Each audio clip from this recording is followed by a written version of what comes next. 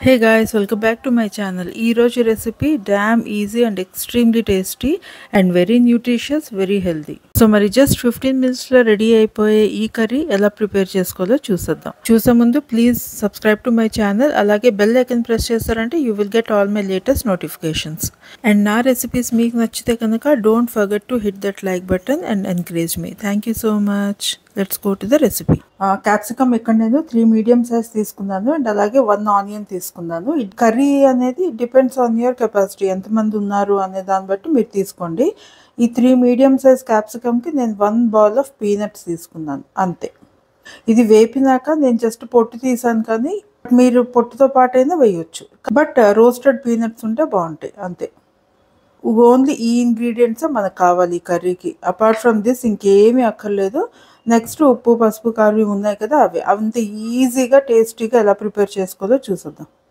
ఇలా ఒక ప్యాన్లో కొద్దిగా కోల్డ్ ప్రెస్డ్ ఆయిల్ తీసుకుంటున్నాను నేను. Always prefer cold pressed oils, refined oils ఎక్కువ వాడద్దు. ఇప్పుడు ఇందులో కొద్దిగా జీలకర్ర, ఇందులో ఆవాలు వేయొద్దు.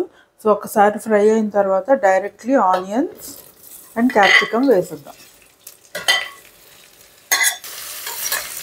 వేసేసి ఒక్కసారి ఇలా తిప్పుకొని కొద్దిగా పసుపు, కొద్దిగా ఉప్పు స్టార్టింగ్లో కొద్దిగా వేసుకోండి, తర్వాత సరిపోకపోతే మళ్ళీ వేసుకోవచ్చు.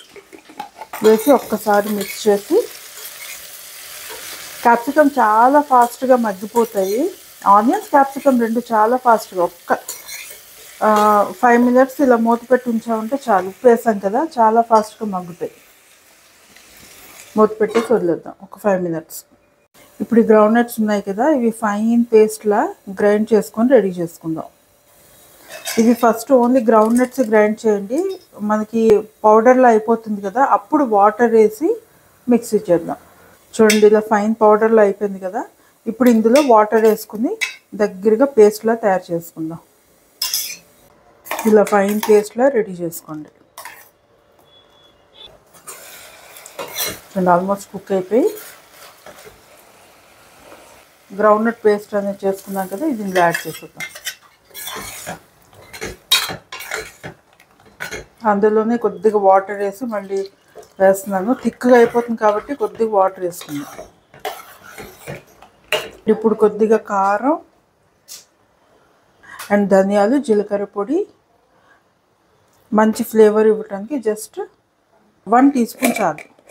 ఒకసారి ఇలా బాగా మిక్స్ చేసుకొని ఒక్క ఉడికొచ్చేంత వరకు వదిలేద్దాం. చాలా ఈజీ, ఒక్క 15 మినిట్స్లో చేసుకోవచ్చు ఈ కర్రీ. సో ఇప్పుడు చూద్దాం. ఎస్, చూసారా థిక్ గ్రేవీ బాగా వచ్చింది. ఇది ఇప్పుడు లాస్ట్లో ఒక ట్విస్ట్, క్యాష్యూ నట్స్ కొద్దిగా తీసుకొని ఇలా క్రష్ చేశాను, ఇవి ఇందులోని యాడ్ చేసుకుందాం. ఆ హీట్కి కొద్దిగా సాఫ్ట్గా అవుతాయి కదా క్యాష్యూ నట్స్, తినేటప్పుడు చాలా బాగుంటుంది. సో ఇది ఇప్పుడు ఇంకా అయిపోయింది.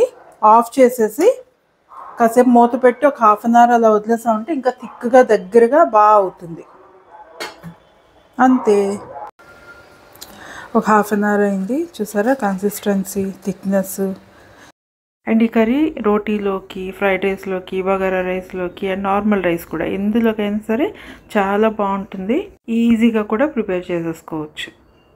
సో మరి మీకు నచ్చింది అనుకుంటా. నచ్చితే don't forget to hit that like button and share your comments.